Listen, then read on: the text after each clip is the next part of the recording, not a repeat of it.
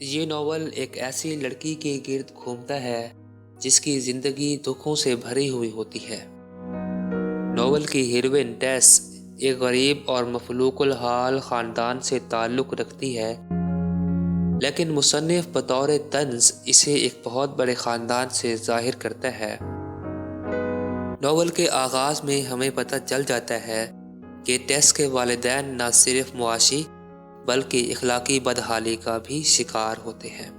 ٹیس کا والد ایک غریب مزدور ہے جس کی گزر بسر ایک چھکڑے پر ہو رہی ہوتی ہے، لیکن اس کے خاندان کی تباہی کا آغاز اس وقت ہوتا ہے جب ان کی روزی روٹی کا سہارا ان کا گھوڑا جس کا نام پرنس ہوتا ہے وہ مر جاتا ہے۔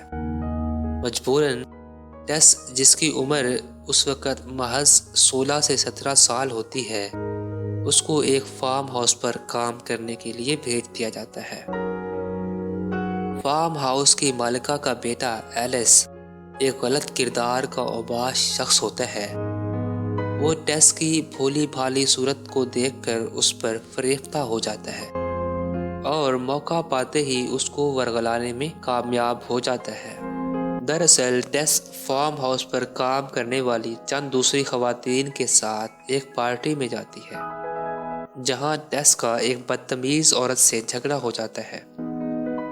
ایلس اس موقع کا فائدہ اٹھا کر ٹیس کی مدد کو آگے بڑھتا ہے اور اسے اپنے ساتھ گھوڑے پہ بٹھا کے لے آتا ہے۔ ایلس چونکہ ایک شیطانی چال چل رہا ہوتا ہے، اس لیے وہ جان بوجھ کر گھوڑے کو تیز بھگاتا ہے اور اسے ایک جنگل میں لے آتا ہے۔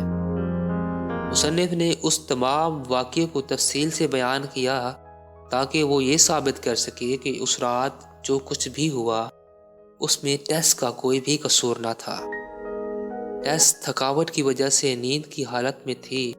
وہ اکیلی ہونے کی وجہ سے ایلس کے اس مکروہ فعل کو روک بھی نہ سکتی تھی۔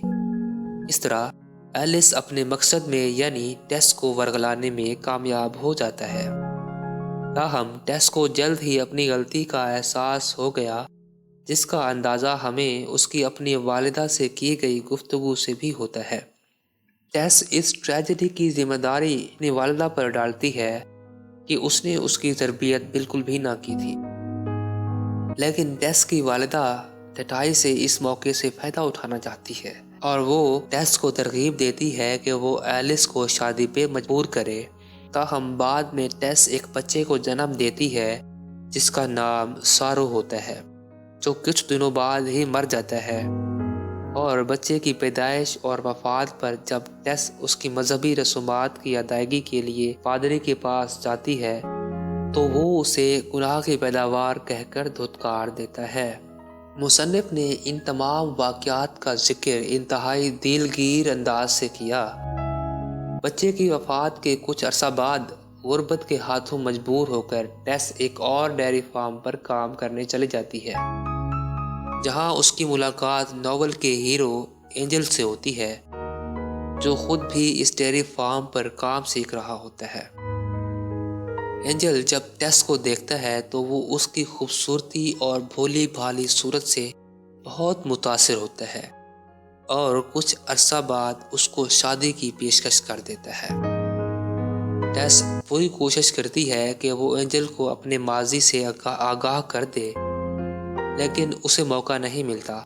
آخر کار وہ تمام واقعات لکھ کر ایک خط کی صورت میں اینجل کے کمرے میں پھینک دیتی ہے، لیکن شومئی قسمت کہ وہ خط قالین کے نیچے چلا جاتا ہے اور اینجل تک نہیں پہنچ پاتا۔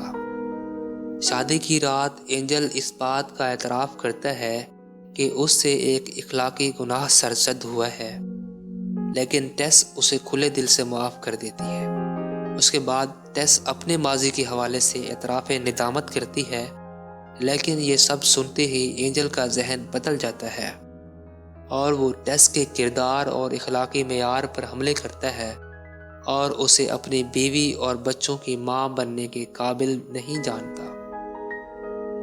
اینجل شادی کے فوراً بعد اپنے والدین کے ہاں چلا جاتا ہے اور وہاں سے برازیل چلا جاتا ہے۔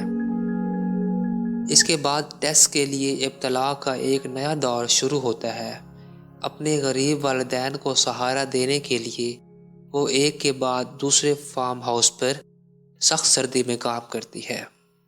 وہ اینجل کے حوالے سے بھی پریشان ہوتی ہے اور ایک دفعہ اس کے والدین کے ہاں بھی جاتی ہے، لیکن وہ ان سے نہیں مل پاتی۔ البتہ اینجل کے ایک بھائی سے صلواتیں سن کر واپس آ جاتی ہے۔ ایک دن اس کی ملاقات دوبارہ ایلس سے ہو جاتی ہے، جو کہ ایک عیسائی مبلغ کا روپ دھارے تبلیغ کر رہا ہوتا ہے۔ ایلس اس صورتحال میں دوبارہ ٹیس کی مجبوریوں سے فائدہ اٹھانے کا فیصلہ کرتا ہے اور اسے بطور داشتہ اپنے ہاں رہنے کی آفر کرتا ہے۔ ٹیس کا والد مر چکا ہوتا ہے اور اس کے خاندان کو ان کے گھر سے نکلنے کا نوٹس مل چکا ہوتا ہے۔ غربت اور تنگ دستی اس پر تلوار بن کر لٹک رہی ہوتی ہے اور ان حالات میں ٹیس کو یہ آفر قبول کرنا پڑتی ہے۔ اس دوران اینجل کو برازیل میں اپنی غلطی کا احساس ہوتا ہے اور اس نے ٹیس کے ساتھ اچھا سلوک نہیں کیا ہوتا۔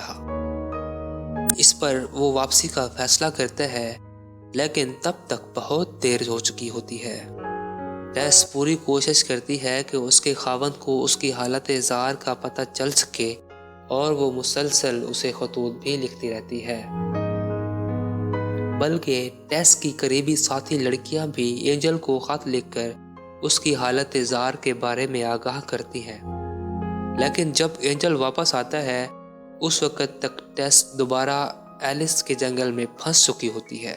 ٹیس کو جب اینجل کی واپسی کا پتہ چلتا ہے تو وہ پہلے تو اس سے ملنے سے انکار کر دیتی ہے، لیکن پھر غصے اور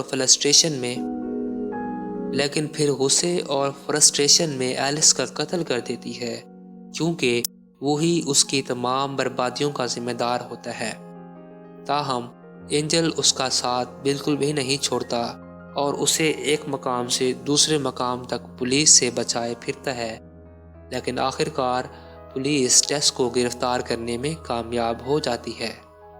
ٹیس کو پھانسی کی سزا ہو جاتی ہے اور اس کی خواہش کے مطابق اینجل اس کی چھوٹی بہن لیزا لو سے شادی کر لیتا ہے اور یوں ٹیس کی ٹریجڈی اختتام پذیر ہوتی ہے۔